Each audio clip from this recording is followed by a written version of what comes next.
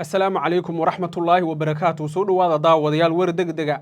ciidanka maamulka waqooyi bari ayaa goordhow xoog waxay ku galeen guriga ay deganeed Fahimo Quuje oo kamid ahayd xildhibaanada golaha wakiilada waqooyi bari balse u goosatay dhanka Somaliland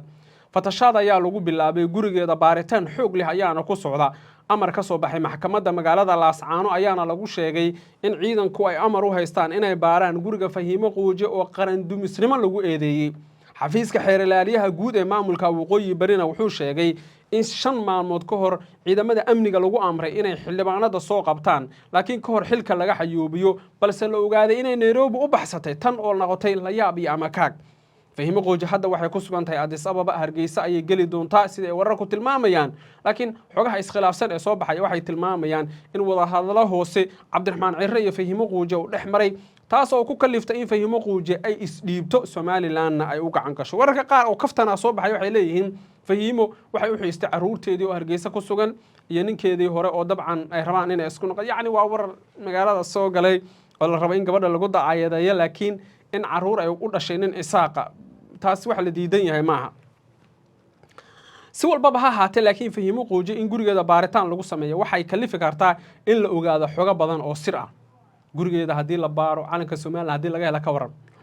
gurigeeda hadii la baaro hadii laga helo dokumentiyo iyo wada hadallo ay isdhaafsadeen Cabdiraxmaan Cirre iyo Fahimo Quuje hadii laga helo ka waran yani waxyaabo badan oo waxa jira banaanka imaan doona saacadaha soo socda oo ku saabsan xaaladda Fahimo Quuje Cabdiqaadir Firdhiye iyo ku-xigeenkiisuba labadaba dib ay ugu laaban doonaan magaalada Laascaanood war weyn bayna soo saari doonaan oo ku saabsan gabadhan iyo xaalkeeda inkastoo wararka qaar ay leeyihiin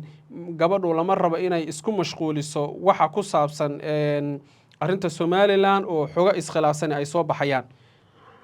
laba sargaal oo ka tirsan ciidanka maamulka Somaliland ayaa warbaahinta dhawaan waxay u sheegeen in ay doonayaan in cid walba oo ka soo baxaysa maamulka waqooyi bari ay soo dhaweeyaan wali si gubanimo leh mug iyo miisaan leh si qurux badan loo soo dhaweeyo sida ay dad badan aaminsan yihiin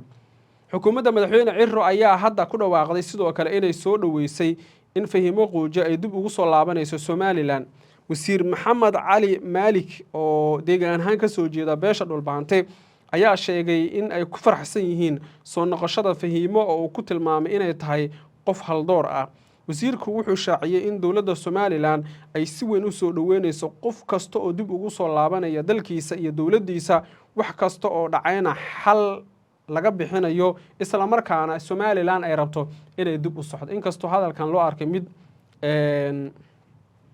lagu soo jiidanayo dareenka shakhsiyaad kale oo la rabo inay ku soo biiraan haddana xogtan helayna waxay tilmaamaysaa in maalmaha soo socda isbeddello waaweyn ay dhici doonaan si walba haatee dadka darasa arrimaha siyaasadda ayaa waxa ay si weyn u naqdinayaan isla markaana ay leeyihiin Fahimo Quuje yani xogaa waa laga qurux badnaa inay xilligan Somaliland isku dhiibto sababtoo ah dhiig badan baa wuxuu ku daatay Laascaano rag badan baa la laayay caruur badan baa meedadkooda tira beel loo aasay waxyaabahaas oo dhan iyadoo ay jiraan ayaa haddana waxaa la leeyahay in Fahimo Quuje ay dib ugu laabato magaalada Laascaano dabcan waa dayac iyo amni darro ka timid dhinacaas iyo ninka la yiraahdo Cabdiqaadir Firdhiye iyo ku-xigeenkiisa oo dhowr jeer la sheegay laftirkooda xataa inay iskhilaafeen dhinaca kale xildhibaano ayaa farta lagu fiiqaya oo xildhibaan Kilwa uu ku jiro rag kale oo culus ayaa jira oo la leeyahay maalmaha soo socda dabcan dhinaca Somaliland bay isku dhiibi doonaan Fahimo Quuje waxa uu qurux badnaa iyadoo isku dhiibta maamul goboleedka Puntland taas sharaf leh wallahi inkastoo daarood ay yihiin labadooda haddana inay reeshaq isxaaq isku dhiibto xogaa dad badani xogaa sulug bay muujiyeen oo waxay yiraahdeen gabadhu way degdegtay laakiin dad badan oo arrimahan la socda waxay leeyihiin wax degdeg ah ma jiro waa wixii laga arkay ninka la yiraahdo Cabdiqaadir Firdhiye iyo ku-xigeenadiisa oo lagu eedeynayo in ay amar ku taagleen iyo dhibaato xoogan wadeen isla markaana ay diideen in la dhageysto aragtidii iyo afkaartii fikradooda lagaga soo horjeeday laakiin si walba haatee wax walba hada dhacay way dhaceen bal inta hartay xogaa bal dib loo fiiriyo ayaa la leeyahay hadalla kaftan oo beelaha dhulbaxantay isaaq ay soo darsanayaan waxay leeyihiin xataa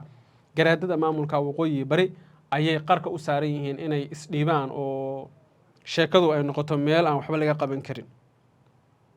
waxay ku soo kordho waana arki doonaa saaxiib